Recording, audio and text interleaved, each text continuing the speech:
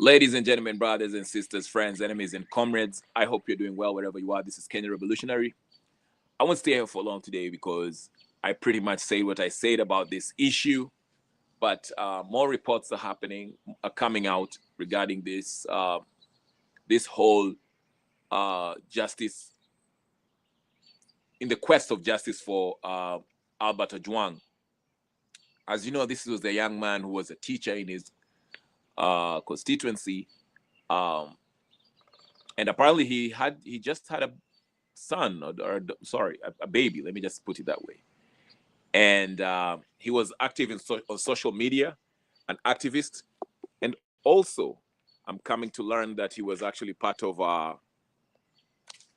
campaign team. I'm not sure, it's somewhere in Homa Bay or whatever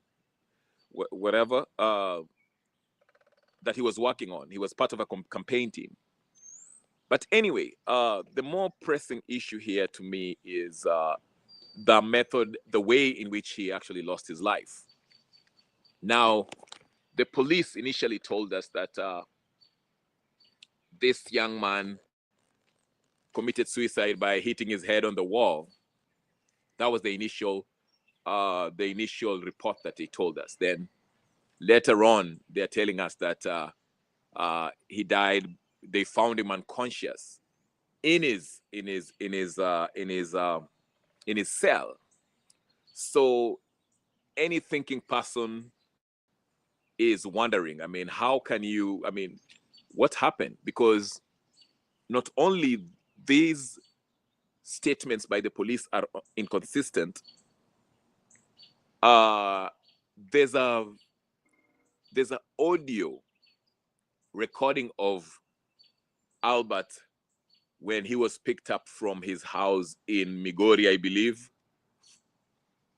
when he was being transported to Central Police Station, okay, in Nairobi. And I think there was a time when he was communicating with one of his friends. Now, also another question I have to ask, who recorded this phone call? What made them record this phone call? That's another question. You can look at it both ways. Maybe his friend was recording that phone call because he was concerned about his safety, or somebody was recording this for future narrative to be painted. So I don't know, but these are the questions that we need to ask ourselves. Now, take a minute, ladies and gentlemen, brothers and sisters, friends, this is Kenya Revolutionary. Take a minute to like this video and subscribe to this channel. We talk about Kenyan politics as it relates to, and world politics as it relates to Kenya. So go ahead and do that and hit the notification bell. Go ahead and go to my YouTube and like the video and subscribe, okay? But anyway, back to the topic, which is more important than anything, any likes or clicks or any subscription that you might make. It is the questions that we must ask, okay? Now, what is sad is that the police force admittedly are admitting that they had arrested him, detained him, because he posted some not so complimentary stuff about Eliud Langat, or whatever his name is, the DIG, Deputy Inspector General. And the first question I would ask myself is, does that warrant an arrest of a civilian who is not a criminal, who's not suspecting of any crime? Why would you arrest somebody, take somebody to the Central Police Station in Nairobi, transport him from Migori to Nairobi because of something that he posted online? Why couldn't you just arrest him and detain him at a police station if you were to arrest him, okay? I'm not saying that he should have been arrested, because there's absolutely no justification for his arrest in the first place, okay? Karibu sana Gypsy Corner, nice seeing you. Please go ahead and like this, share, subscribe, and do all the good stuff. Thank you, nice seeing you. So that's another thing. I mean, if somebody committed somebody wrote, he didn't commit a crime because there's no evidence of any criminal crime being committed here. The only thing he did was criticize the DIG. Thank you so much, Gypsy Corner. So if you were to arrest him, let's just assume that you suspected him of committing a crime.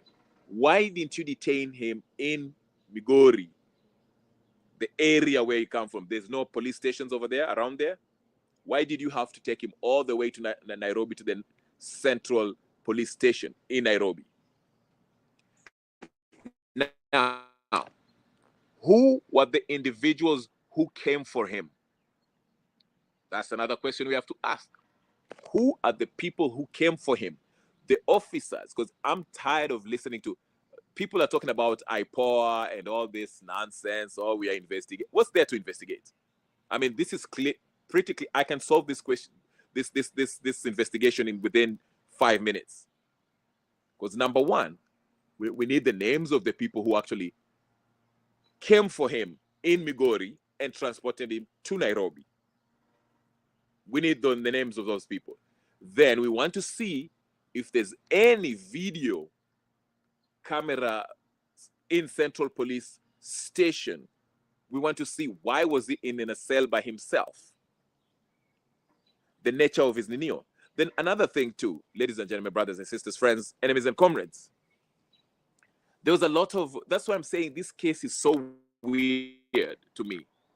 Now that I think about what has happened, I've mentioned the fact that when they detained him and when they were transporting him to Nairobi, he had a phone call, a recorded phone call with one of his buddies, okay, one of his friends, where, you know, he was asking, obviously the guy was a little bit, you know, he was kind of concerned because he was asking his friend, hey, listen, how is it in Central Police jail? How is the detainment there? And then his friend was like, yo, it's cool. I've been arrested here. It's all right. You know, you're going to be all right. There's some challenges, but you can pull through. Okay. But my question is, why was that recorded? How was this? Why? Number two, another question too. There was also a picture of him with injuries on his head. Because remember, there's a picture of, I don't know if you guys have seen that, after he was, I don't know, he allegedly hit himself. He had injuries, blood gushing off his head, you know, dripping down on his clothes, and his clothes were torn up. I don't know if you guys saw that. There's a picture of that while he was still in the cell. I don't know, he was in custody. I don't know exactly where he was, if it was in cell or they were processing him or whatever the case is. But he was in custody of this police. And there was a picture taken of him. I don't know if it's real. I don't know, somebody confirm it, but there's a picture of him with blood in his face, in his head. His shirt was torn off. His blazer have blood on it, dripping with blood. Okay? Right. So, and they took a picture of that. So I want to ask, who took the picture of him having his body torn off, not torn off, but his clothes torn, and his blazer being bloody, and his head injury was obvious? Who took the picture of him in that state? He was obviously alive at that point because you could see that he was standing, but nevertheless, he looked injured. He was, you know, we can't comment on his psychological states, but he was obviously, something had happened to him. He was beaten up or something, because bleeding is not normal. I mean, this guy has his clothes torn. So if you're talking about suicide, I mean, why would someone hit his head on the wall and tear off his clothes? I mean, again, in that recorded phone call when he was talking to his friend, he didn't sound like somebody who was suicidal. If anything, it sounded like somebody who was kind of concerned about where they were taking him, how that cell in Central Police Station was. So those are the questions that, yes, nice seeing you, James Mwangi, karibu sana, like the video, and karibu, nice seeing you. So those are the questions, those are the kind of questions that I would like to ask. It's not rocket science here. They don't have to give us multiple press conference and press statements and all this stuff. It's a straightforward question. We can start by the names of the people who came to pick him up from his house or wherever he resides, and the people who transported him to the central police station. Then once he got there, because there are people who are, maybe are saying that he might have been killed on the way to the central police station. But maybe that might not be true, because again, that picture that he took, the picture that they took of him when he was bleeding in his face, his shirt was torn, his blazer looked all bloody. So it seems like the atrocities that he suffered some injuries while he was at custody. And when he was making his phone call, talking to his friend, he was obviously on his way to Nairobi Central Police Station. Now, that's why I'm asking, there's more questions than answers. They can easily be resolved. It's not a complicated case here. Okay? And here the fault falls squarely on the police. It's not complicated. The police have to arrest their own. I doubt if that will happen. Now, did the orders come from Eliud Lagat or Langat, whatever his name is, the DIG? You saw how uncomfortable he was when they were giving that press conference. I understand there are some police officers who have been interdicted because of what's their involvement in this whole saga. That's not enough. Knowing the judicial system, knowing how these kind of cases go, this thing they'll use the same thing they usually use. They will drag out this case, then 2 years down the line or next year, the police that were involved in this killing shall be taken to court and they shall be found not guilty, and they'll walk. Knowing how they usually handle such cases in Kenya. We know this. This is not new. So this begs the question. How can we resolve this kind of linear? We know it's the police. We know it's the members of the police. And the police will not, they will not. They'll make sure that they're own. So nakumbuka vile that head of Ninio, was it Kanja, whatever his name is, during Mandamano? Vile alipelekwa alipelekwa kotini for not obeying court orders. Yeah? He was supposed to be Ninio, fired or at least detained. But nothing happened to him.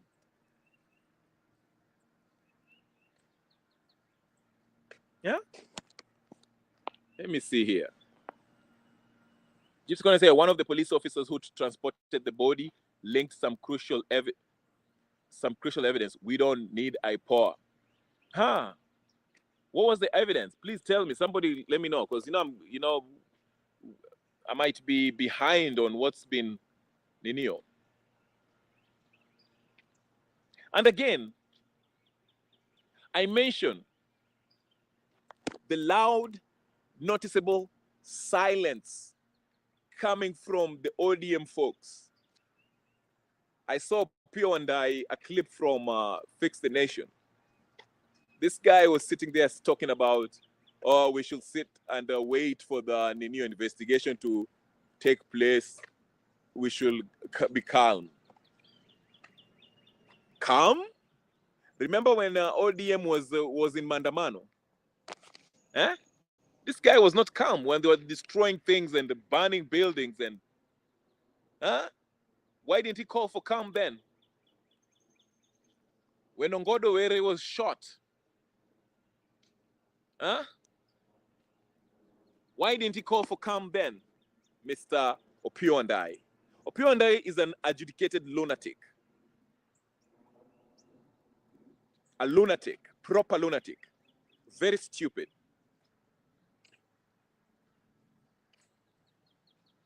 I saw Wanga wrote something 24 hours after everything has happened. That's when she's like, oh, I would like to condole with nonsense. Raila still hasn't said anything. Ruto doesn't even care about mentioning this. An issue that is affecting, that the whole country is talking about, Ruto hasn't even had a word about any, haven't even posted anything about it.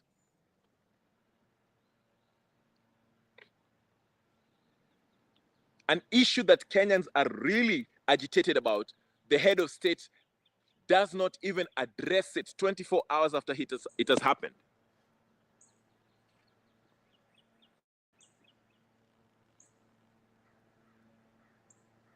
That shows you what kind of country we do have. So the question again I beg is, how do we go about it? Maandamano is scheduled for tomorrow, Tuesday, 10th, sorry. I said in my previous video it was 9th Tuesday. Actually, 9th is Monday, but actually there are people who are on the streets right now. Though the people who are heading that Maandamano are suspect, like Hanifa. Hanifa was actually being exposed by Gaito because Hanifa started her bullshit. Because she started saying, oh, people, I know you're angry, but let's wait till we get permission, until we tell the police that we get the Ninio, permits to go and protest. 3 days from now. You see the kind of thing is happening over here. Hanifa was trying to tell people at msiende kwa streets, let's wait 3 days so we can, because he's saying that the law says that we should give notice to the police, a 3-day notice before the protest. So people are angry for an act that an injustice that have been committed. You want to wait 3 days before you go out there to express yourself, and this is something that has just happened that people actually care about and are mad about. You want to tell them to wait for 3 days? Hanifa, the NIS rat. I'm glad Boniface had some sense not to even step to the streets, because he knows he was exposed after his nonsensical stuff with the Tanzanian saga.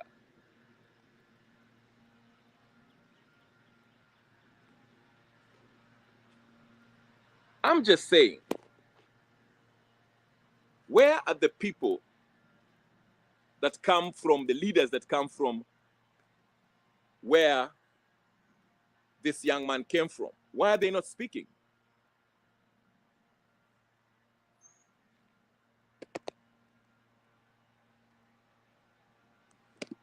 Nyanza people have let the fellow Kenyans down because they are still worshiping Raila and Ruto because of the bribes in the name of projects.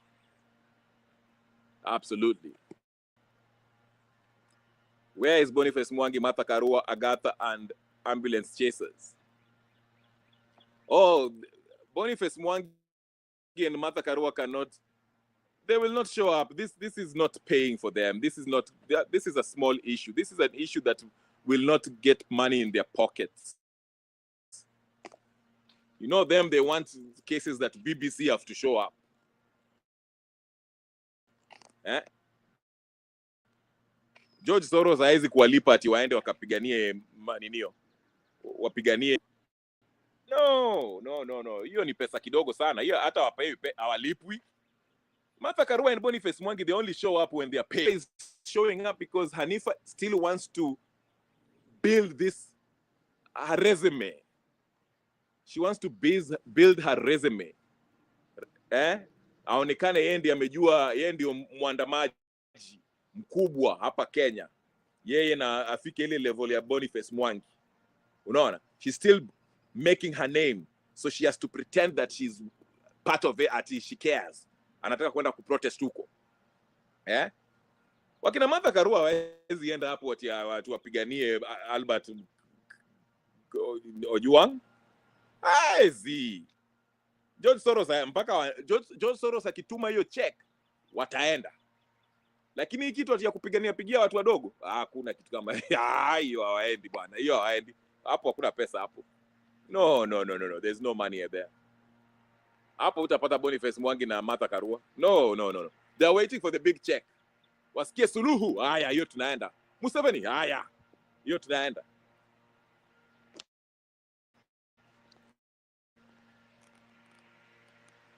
But this is sad, ladies and gentlemen.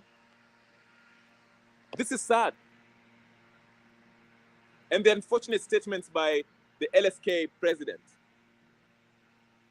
saying that, oh, we should have, I don't know, IPOA and I don't know what.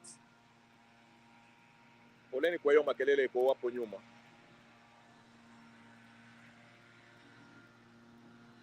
That's what I'm talking about.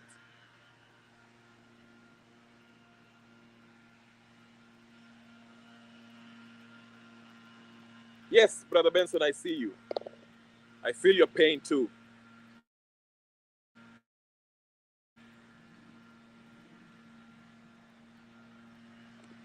Talks about Kenyan politics. Please take a moment and go there and subscribe and share, like, comment to his channel. Yes, it's sad. And the guy was actually, he just became a father from what my understanding.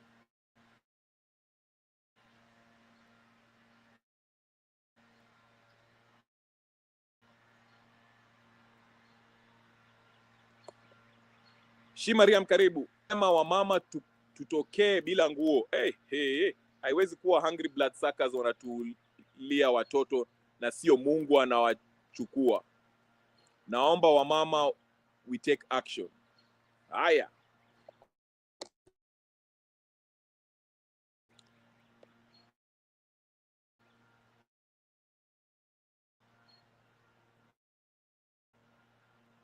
Thank you for your comments, guys.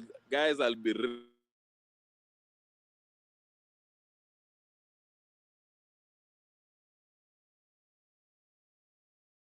reading your comments too. Now, Shuku the MOU killing because hawapayuki.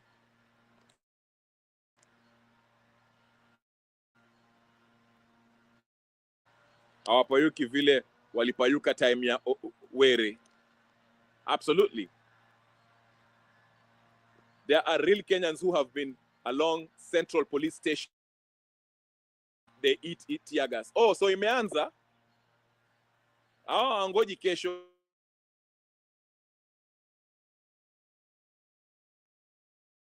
Wamesema waanze mapema. Mapema ndio best. Their hearts.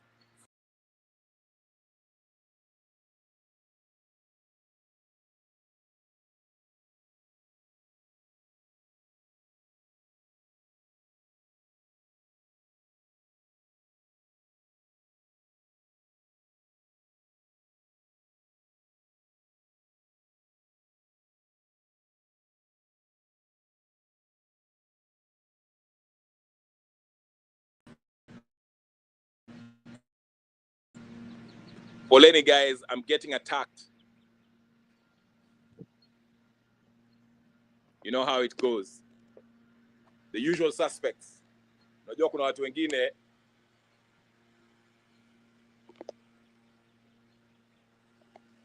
the hackers, the Martha Karua sympathizers, and this who are masquerading to be opposition and are working for Ruto are here trying to sabotage this channel.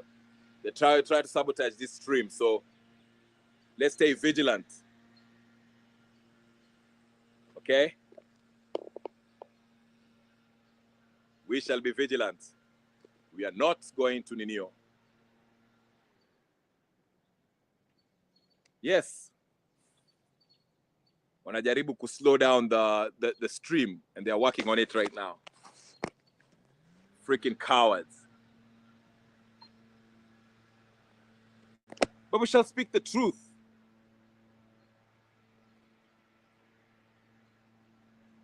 Yeah, wamepiga karao. Hey, so what's up? Hey, kumbe mambo inafanyika, eh? ati nasikia hapo unasema nimeweka watu wapiga karao fulani hapo, makofi alikuwa hana uniform akichukua pics. Okay. Hata I hope walimnyang'anya hiyo ninio.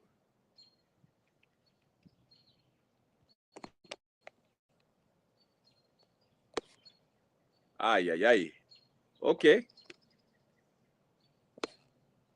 Yeah, folks. So that's what's happening. Jamaa wamegandamiza wamejaribu kunini, they are sabotaging this stream. You know what's funny? I have a message for these pinheads. I have a message for these pinheads. You know, when you try to sabotage ukijaribu kuninio my stream, it actually shows me that I'm actually affecting you. I'm in your head. I own real estate in your brain, in your head. And I'm living there rent free.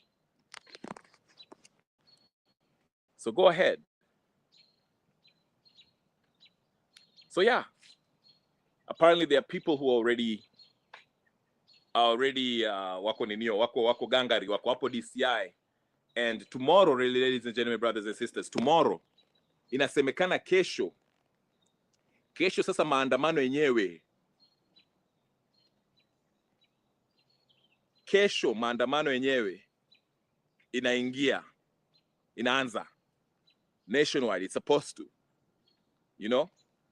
I would like to see the reaction. I want to see the reaction, and I'll wait later on or tomorrow. I want to see the reaction from people in Nyanza province, the young folks that come from that same area that this young man comes from. I want to hear their view on this issue, because they're so-called leaders. It's dizzy because I'm like I told you, niliwaambia ati kuna watu wengine wana hacking vitu. The reason why it's come dizzy is because they are slowing down the stream, so it affects how many people can actually see this live or be part of it or see that I'm live, because they are messing up the connection. So slow down the connection. Your man on it's dizzy. It looks like I'm raining. I hope I'm clear now. That's what's happening. Gypsy Corner, the usual suspect. Actually, I can see him, but it's all right. Listen, we have to speak the truth, whether you like it or not, whether you sabotage this channel or not. Tutasema ukweli. Sisi tutaendelea. We are not being driven by tribal politics or pesa, ama kwa sababu we don't have better things to do. We do this because we believe it in our hearts and hearts that we need a better country called Kenya. Tutaendelea. We shall not stop. Hata nyinyi mkitaka kushikana ati msijui mwende mkafanye nini huko, muna sabotage because you think that is serving you. We are not going to stop because of your dinio. Hizo ujinga mko nayo ati sijui mnataka kwanza mambo ya ukabila hapa. No, we are for justice. Justice for all Kenyans. Kama vile tuko napigia Rex, Baby Pendo na wengine weo. Because hawa vijana that have been killed, it's not only Albert Ojwang who have died. There have been people before Albert, of all tribes, Waluya, Wajaluo, Wakikuyu, Wakisi, of all tribes who have been killed. Na sisi tunasema la hasha, imetosha. Enough is enough. That is our message. Tutapigania wote, Wakenya wote. Hii si mambo ya ati high cousins peke yake, si ati mambo ya ati cousins peke yake. No.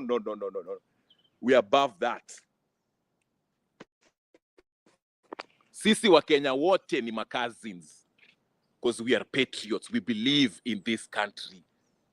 Na hawa watu ambao wanaua vijana wetu mpaka tuwapeleke Kamiti na wanyongwe. Lagat, Eliud Lagat, Ruto, Raila, Karua, Wamalwa, wote Yes. Homa Bay inafaa ikuwa imechemka saizi. That's true. Like I said again yesterday, I mentioned it yesterday and I'll mention it again. Is it not weird that we haven't had anything from the ODM folks? Raila Odinga hasn't said anything. The president hasn't said anything. At least Gachagua alidandia akasema wanaua hii serikali ya uwaji na uwa watu.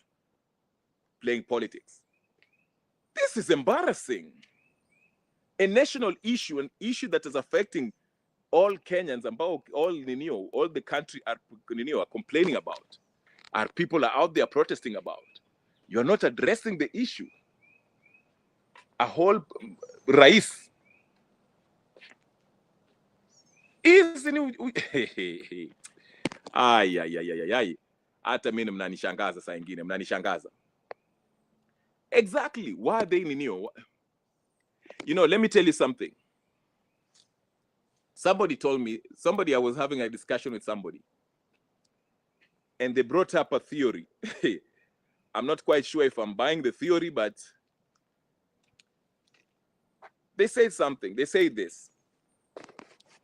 Maybe this young man was a sacrificial lamb. Was a sacrificial lamb. By who? By the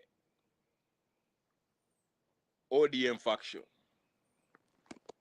And I was like, what do you mean? What do you mean a sacrificial lamb? What are you trying to say? Yeah? What do you mean? Akasema, maybe,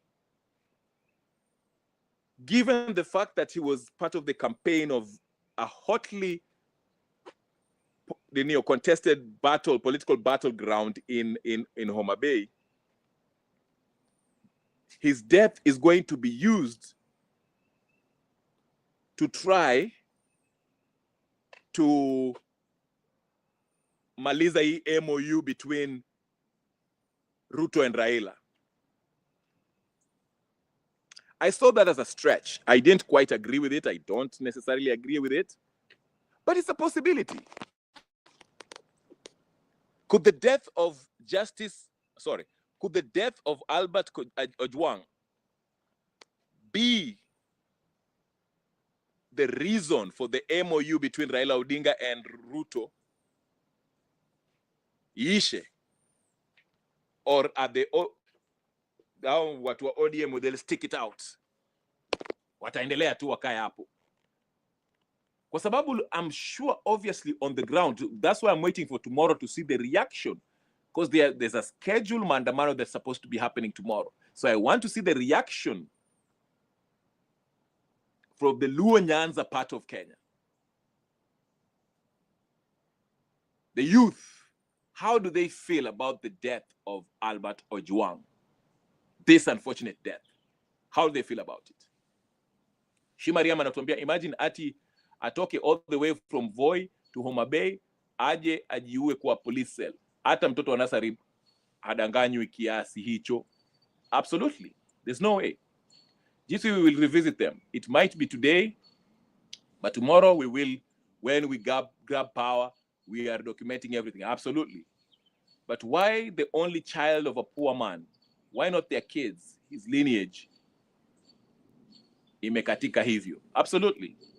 The only son. He was the only son of that man. I saw the picture of the dad and the grandfather. It was heartbreaking, just like Brother Benson just told us here. It's unfortunate. Your only son, mtoto wako moja huyo moja tu, ameuliwa kwa njia ya unyama by the police. Alafu wa mapolisi wanasimama hapa wanajifanya ati investigation gani? Hii kitu dakika 5 umejua tu nani alimuua. Because all you have to do is to, okay, if you know the people who picked him up from huko Migori, the names of them, wakamleta huku Nairobi, Now when he was Nairobi, nani alimweka kwa hiyo cell? these orders ya kumchukua kutoka kwa huko ninio Migori, because let me tell you something, this can run deep. The person who ordered the arrest of Albert Ojwang, hata yeye pia anafaa kuninio, he's culpable in this ninio, this murder case. Kwa sababu why, under what law did they consider to arrest this young man? Alivunja sheria gani? Hata kutukana Ruto is legal. You can, unaweza kuita Ruto mumbwa and it's legal. That's not defamation. Yeah? Did you see how they were throwing the tear gas? The protesters told the goons on their faces that they will be living at their own terms. So the protest is still inaendelea. Kesho ndio sasa ndio siku kali sasa. I'm telling you. The system is broken. You know, it's one thing, hata kama ulikuwa, unajua kama as a president, hata kama ulikuwa na agenda of the day, tuseme agenda ya leo ni ulikuwa na agenda yako ya leo ilikuanga ku talk about affordable housing, if something grabs the national attention, the people are concerned, wametoka and they are protesting because of the killing of this young man. As a head of state, you should suspend all your ninio, and the first thing you should do is to address the issue at hand that is making the wananchi unsettled. That is the one thing unafaa ku address. Raila Odinga, as somebody who views himself as an elderly statesman,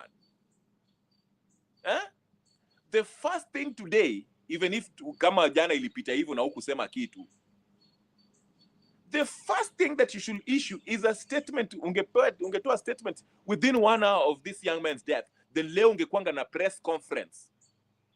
You address the nation as member, the head of ODM or whatever the case is, as the National Conman Association of Kenya, the head of conmanship in Kenya.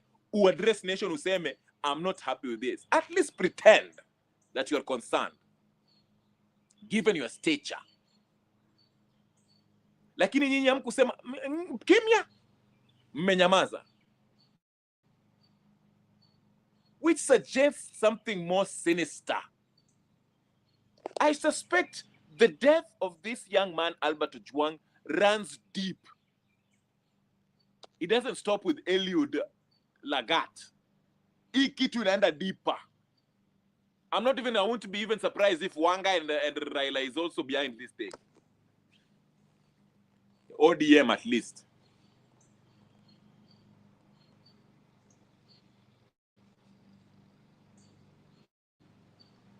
This is unbelievable.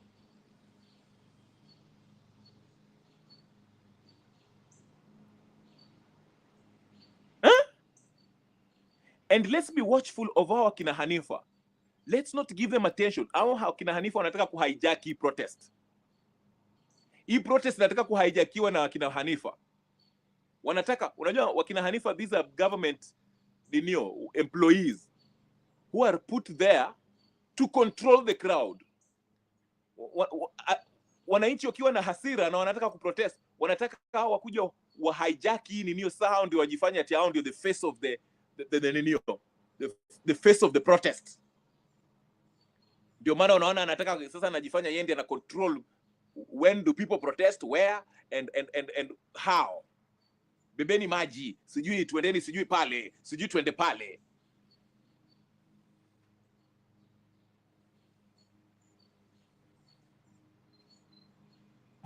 Gypsy about Conman.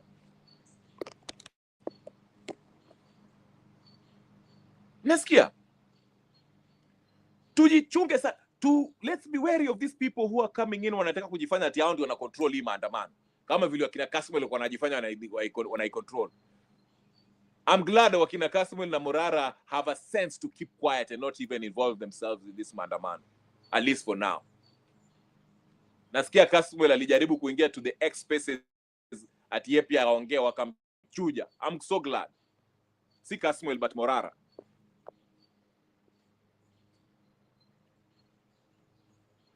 Let's not give these people wasikuja tu wanajifanya ati hao ndio sasa the local overseer of the protest. Tusiwapatie nafasi.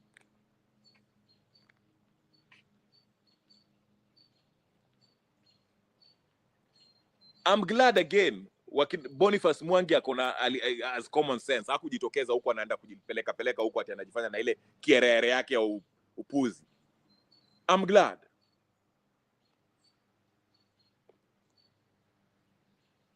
Gypsy anasema please, you are really talking about Conman Raila. We know. Let's not kid ourselves about that devil worshippers. Yes. Naona they track him. Akitoka Voi walipojua amefika kwao wakamwendea, and to add salt in injuries wakamwambia mzee, come with us so that you can come back with corpse, the dead body. Akisielewi. Yeah, I heard that in Neo too. Nasikia this is so sad. Ati nasikia waliambia babake ati follow us.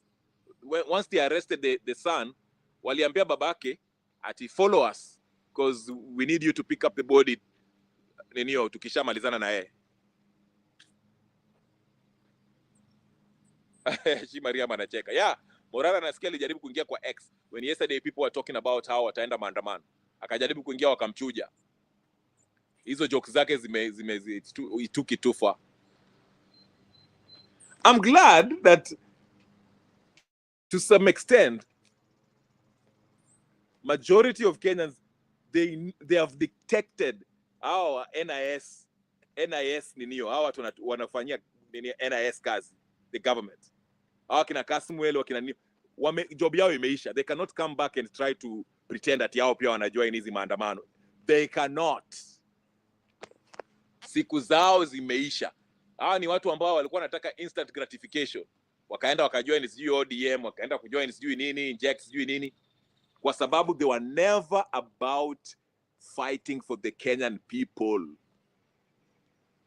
My friend, this struggle si kitu ati tunaingia hapa tunataka sifa. Utatukanwa, utapigwa na unaweza hata kuuliwa vile nani Albert Ojwang ameuliwa.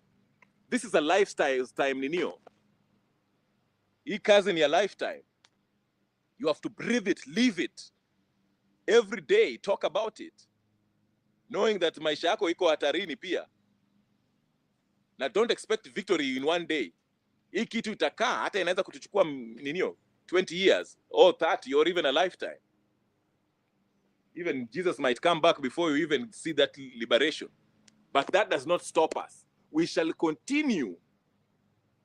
Na sisi hatutacheza hii mchezo wa sijui cousins, sijui nini, watu wa Mlima, watu wa Jaluo, watu wa sijui Western. No. Sisi tutapigania Wakenya wote. All Kenyans are cousins. Hi cousins. And when I say hi cousins ni Wakenya wote. Si ati sijui Bantus, Kushites, sijui Nilotes, sijui hiyo puzi hatuna. Justice anywhere, injustice anywhere is injustice everywhere. So maandamano iendelee, tuanze maandamano. Maandamano is scheduled for tomorrow. Hata kesho nitavaa suti ya vita. Naenda maandamano.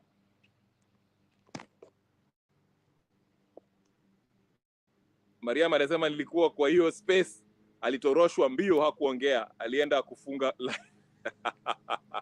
I'm glad. Because Wakenya wamecho. You know these people, hao watu wote wakina Kasmuel hao walikuwa wanajifanya tulikuwa napigania ninio. Pigania Gen Z. Now they want to stand as MPs, they are aspirants in 2027 or 2026, whatever the case is. Ati hao pia sasa wanataka elective positions kwa sababu walienda hapo wakaanza wakaonekana ati hao pia wana maandamano. Kwani maandamano imekuwa karibu. But it's sad how they kill this. This one, let it tilt the balance of Ninio, justice, Lady Justice, to our favor as Kenyans. But it has to come to the people. Any solution. Mimi ni maoni yangu, nawaambianga hapa kila siku. All the institutions in Kenya fail. All the branches of government fail. All the independent governmental institutions in Kenya fail. And the only person who can restore sanity and have a total overhaul of this corrupt system are the people of Kenya. And they have to demonstrate that through massive protests, peaceful protests. I can't even guarantee a peaceful protest because you can't tell an angry man how to behave. So wakiamua wanataka kuchoma tairi kwa barabara, hiyo ni ninyo yao. That's their prerogative. But that's the only, you cannot. Just think about it. If Raila was a genuine leader of Nyanza, who cares about the people of Nyanza, he could have been the first one in that police, Central Police Station. Wakina Wanga ambao wanapiga makelele hapa, wangekuwa hapo saizi. Kalonzo. Sinuliona Kalonzo vile nani alishikwa? What's her name? Alikuwa kwa Spice FM leo. Njeri. Is it Rose Njeri or whatever? Rose Njeri vile alishikwa, sinuliona Kalonzo na ile kipara yake. Kipara yake ameweka solea. Usilimwona hapo ameweka Vaseline. Usilimwona hapo na Wamalu wamesimama hapo wanajifanya we are with Gen Z. The Gen Zs cannot be arrested. We are sijui cloud chaser. Uliwaona? Nani? Albert Ojwang ameuliwa hapa. Uliwaona hapo kwa police station? Umewaona? Did you see them condoling with the father of nani? Albert Ojwang? Yeah, Rose Njeri. Vile Rose Njeri alishikwa hivi, walijaa huko. Wakina Boniface Mwangi, hata Boniface Mwangi alikuwa anajifanya kiwete, amefika hapo na nani? Na ule mjinga anajifanyanga human rights, sijui Ahmed sijui nini, Ahmed Mataku. I don't know what's his name. Human rights bullshit. Au kwa ngarende moja, Martha Karua, Mwangi na hao wajinga wengine. Wameenda kwa kotini.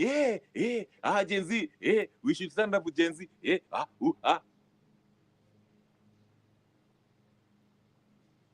Albert Ojwang ameuliwa.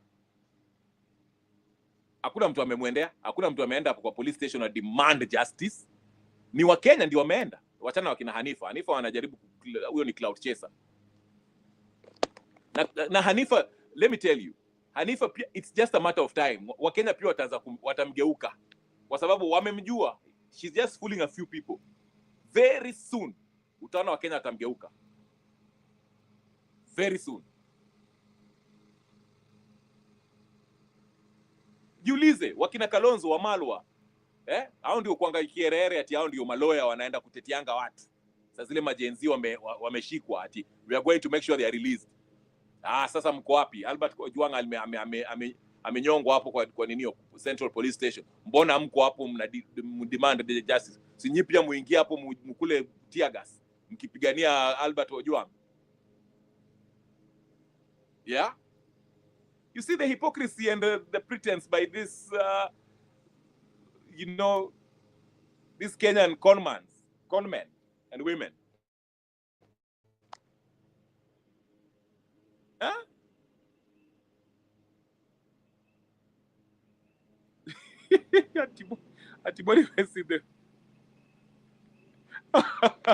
Boniface Mwangi couldn't even act in the boots. Bad Broadway act. Boniface Mwangi is a cartoon. Cartoon. Oh, Charlie,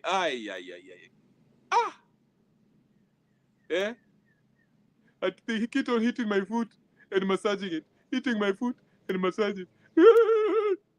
Wacha ujinga bwana.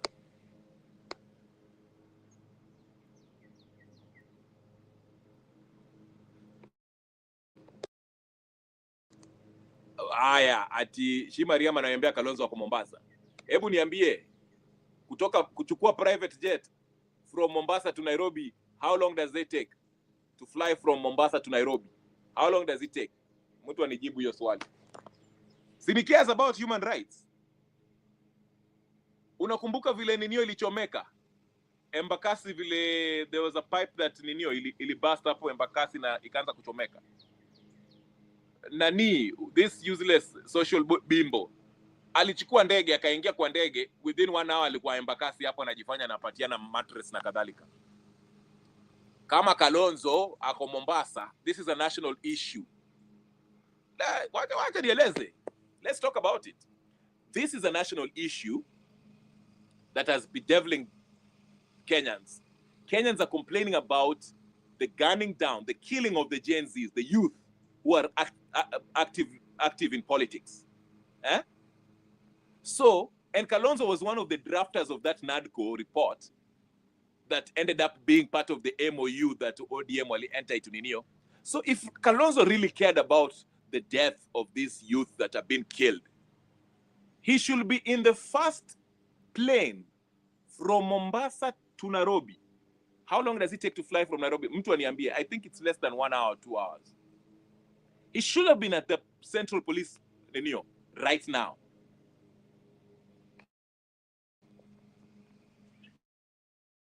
That's what I'm saying. Now Wamalwa.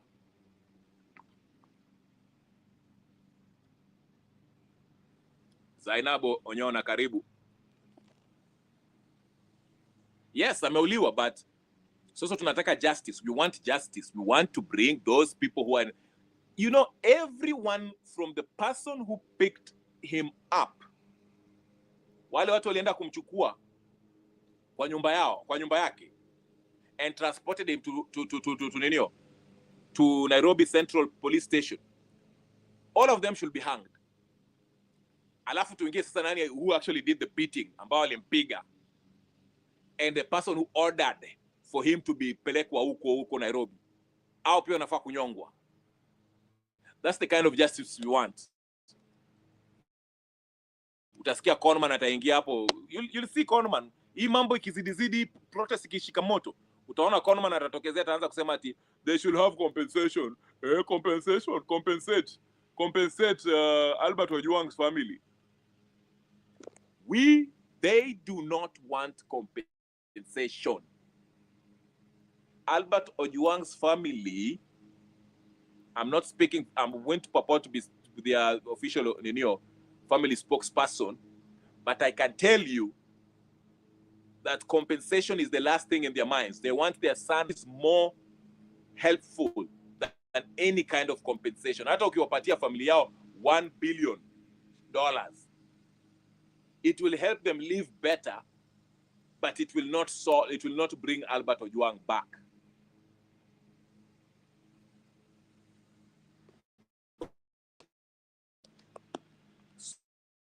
So for those of you who are talking about compensation, and I'm not saying this to say that they should not sue the police, the government over this. They can sue them by all means. Some kind of sue them. But what I'm saying is this: what is most important is just Gachagua. I want to see them go to the Central Police Station. Albert Ojwang is not part of his cousin, so yeah, kufe tu hapo. I want to say, if they really care about wananchi, because Kenyans are mad about the death of this young man, regardless of whether they are kabila gani ya huyo Ojwang. So let them, those leaders who are wanapiga makelele wanasema they want to change Kenya for the better, let them show up at the Police Central to maandamana for the justice of the death of Albert Ojwang. Shi Mariam anasema national issue, yet the father of their region is nowhere to be found. He's busy observing table manners. Boreko ashibe. Raila atasema walipwe juu kila kitu ukuangane.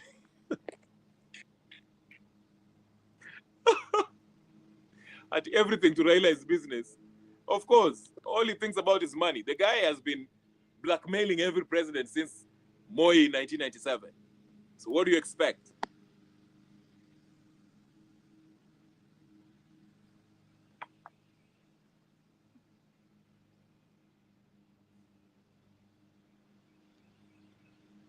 Yeah.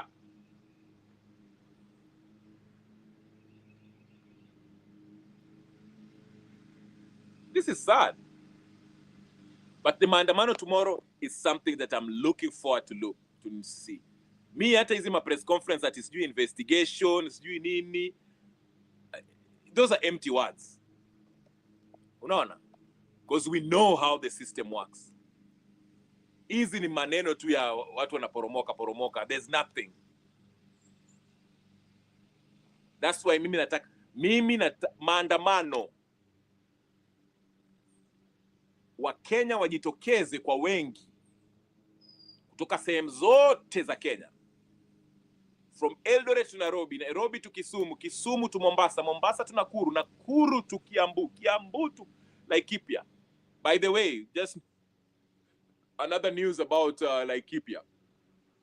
Batuk, the soldier that was accused of kumnajisi Mkenya, has been shipped back to Britain to avoid being brought to justice. What a sad day. Kenya, there's so much lawlessness in Kenya, yani, it's amazing. Unajiuliza serikali iko wapi? Hatuna serikali. Hatuna serikali Kenya. We have no government. We have a bunch of thugs. Gangsters ambao they're making deals and pretending to be quoting the constitution. And their lawyers running amok. Kenya hakuna serikali. Hatuna serikali kabisa. There's no government in Kenya. Juzi amesema Gen Z walipwe. Yeah, ni deals after deals. Ajui we want kids money. That is why this is the perfect opportunity for Kenyans of goodwill, the sovereign people of Kenya, to re-establish the state called Kenya. Because we have a document that actually gives the Kenyan people the sovereign power to govern themselves.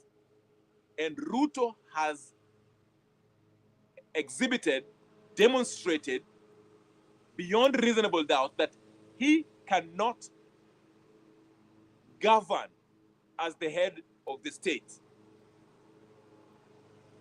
So the people have to take that mantle.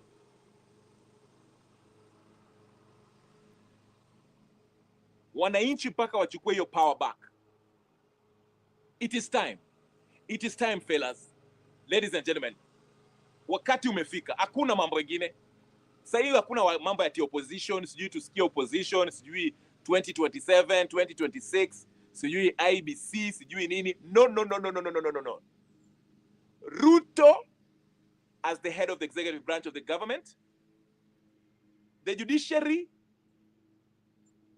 the legislative body has all demonstrated that they are incompetent and they are corrupt and they have been compromised and they are not willing to have a democratic process take place in order for them to be removed. So the people have to represent themselves directly, starting tomorrow with maandamano. Starting what? Starting tomorrow. It will be justice for Albert Ojwang and justice for all the people, whether it's Rex, Baby Pendo, and everybody who has fallen a victim in the hands of this incompetent government, and even before this government, or the administration. So Wakenya wachukue mantle and let them represent themselves directly as the sovereign people of Kenya.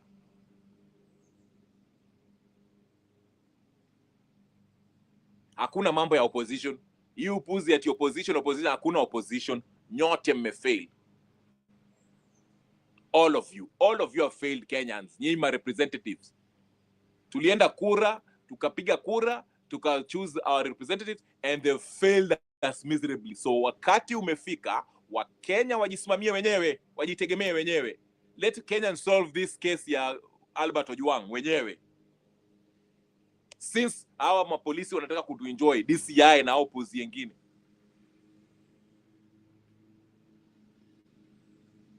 Let it be that way.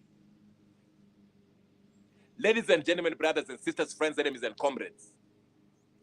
If you're going to watch this on repeat, please make sure you like this video, subscribe to this channel. My name is Kenyan Revolution. Find me on YouTube or find me on X Spaces and follow me. Share it with your friends. Kesho ni maandamano kila pahali. Ruto aondolewe. Not Ruto alone, but all the political class. Hakuna mtu tutasikia. Hata wewe Gachagua tutaki kusikia mambo yako. Hata wewe Raila tutaki kusikia mambo yako. Wewe Karua tutaki kusikia mambo. Wamalo, Wakalonzo tutaki kusikia mambo yenu. Because none of you can stop the killings of these young folks. Mnapiganga tu makelele mkijifanya ati mnataka kurun for president na hiyo puzi nyingine.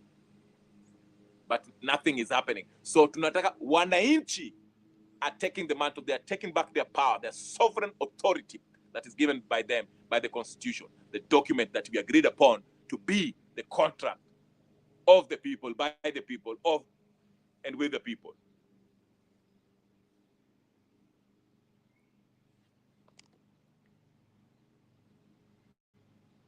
These police goons are not our fellow Kenyans, yes. So like video, share, na subscribe. If you're going to watch this on repeat, do the same. Now please, if you're going to be anywhere in Kenya, kesho ni maandamano. If you're sick nyumbani, na kesho ni maandamano. All across the cities of Kenya. Maandamano. Hata kama unaifanya kwa bedroom yako, ikuwe maandamano uendelee nayo. Scream from ninio. I won't stay here for long. I have to stop it here. Karibu sana Mabela. Pole umeingia kuchelewa. I have to stop here. But nice seeing you, my brother. Okay? So guys, make sure you subscribe, like, share, comment, and do all the good stuff. I might have another live session later on today, depending on the events that are happening in Kenya. Things, syllabus nakimbia sana, so we never know what will happen. So I might have another session later, and Mabela, I might bring you in. Comrade Power. Aya basi. Sawa sawa. Tuonane baadaye. And I'll see you guys later. Again, lastly, share, subscribe, comment, like. If you're going to watch and repeat, do the same. I'll see you guys later. Peace and blessings.